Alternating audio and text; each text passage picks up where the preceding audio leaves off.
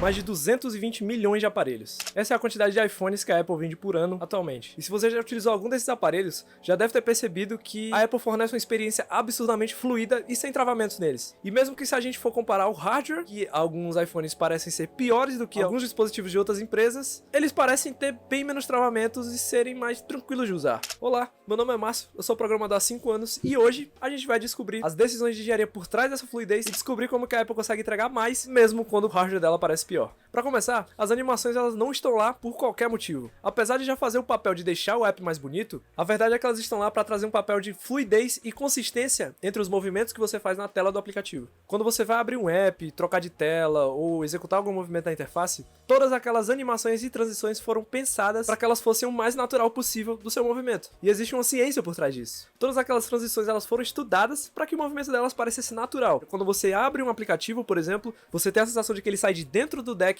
de aplicativos e vai se movimentando até a sua tela. Esses movimentos, eles só são possíveis graças a um diferencial que a Apple tem em relação aos concorrentes dela. O Android ele foi feito para funcionar em milhares de hardwares diferentes e que qualquer empresa consiga contratar a Google e manipulá-lo para utilizar em qualquer dispositivo que elas quiserem. Seja uma geladeira, um micro-ondas, um celular, o que seja. E a desvantagem disso é que é impossível otimizar um software para que rode milhares de telas e hardwares diferentes. Ao contrário da Apple. A Apple ela só fabrica o iOS para os dispositivos dela. E como ela fabrica desde o hardware, os chips, até o software, isso torna muito mais fácil para os desenvolvedores da Apple fazerem um sistema sob medida para o hardware deles. E falando no quesito de animações, o recurso mais importante que essa integração entre hardware e software da Apple fornece se chama Frame Pacing. Uma das métricas que 99% das pessoas conhecem se chama Frame Rate. Você já deve ter ouvido falar do FPS, né? Ou Frames per Second, ou quadros por segundo. O FPS nada mais é do que a quantidade de quadros por segundo que uma interface consegue mostrar. Porém, existe uma métrica um pouco diferente do FPS que muita gente não conhece, mas que é muito importante para trazer a sensação de fluidez. E essa métrica se chama Frame Pacing, ou ritmo de quadros. O Frame Pacing, diferente do FPS, ele nada mais é do que o ritmo em que esses quadros são mostrados na tela de acordo com o tempo. Ou seja, em um cenário ideal,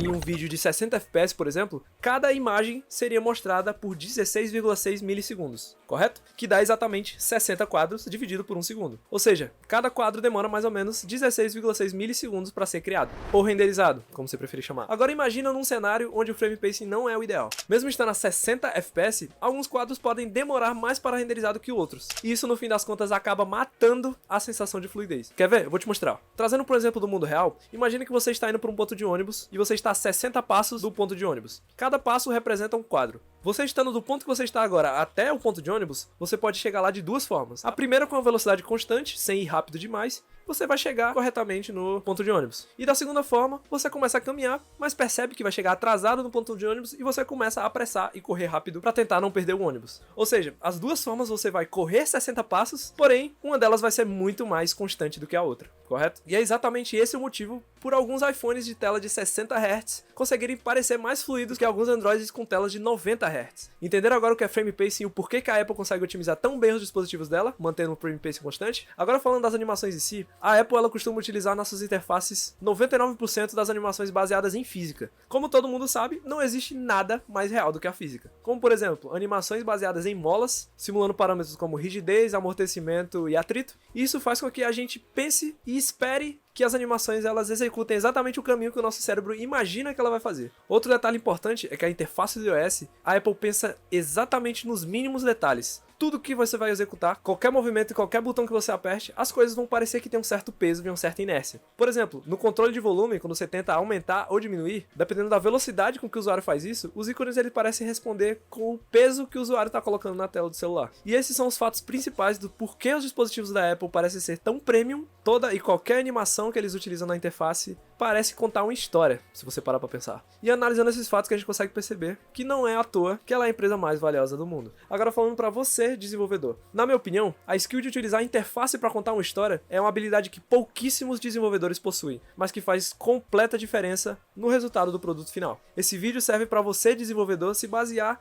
quando for pensar nas suas animações e nas suas interfaces. Porque se uma empresa gigante como a Apple utiliza esses fatores, é porque dá certo. Os caras são especialistas em venda e em marketing, então se eles estão usando, é porque funciona. Inclusive, eu acho que não falando só de interfaces, essa é uma skill que todos os programadores devem ter. Se você tiver com alguma dúvida ou alguma implementação de alguma coisa, verifica como alguma empresa grande resolve esse problema. Porque eu te garanto, se elas estão usando um método, é porque elas já testaram milhares de outros, pesquisaram milhares de outros e utilizaram esse porque funciona. Se você quer ver mais vídeos como esse de breakdowns sobre sistemas de grandes empresas, segue o canal, ativa o sininho e deixa um comentário aqui de alguma sugestão. Valeu, pessoal, até a próxima, vejo vocês no próximo vídeo.